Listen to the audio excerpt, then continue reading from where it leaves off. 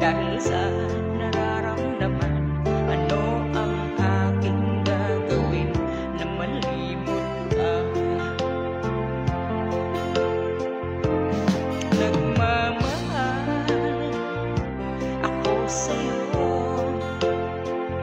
nagmamahal kahit ito'y bawal. Pinilit kong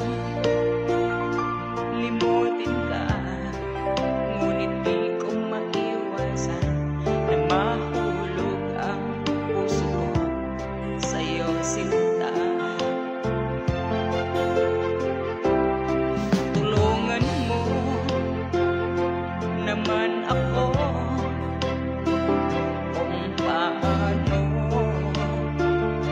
makalimot at paano ko may satabi itong nararamdaman.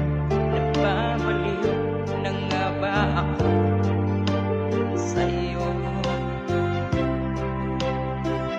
Dahil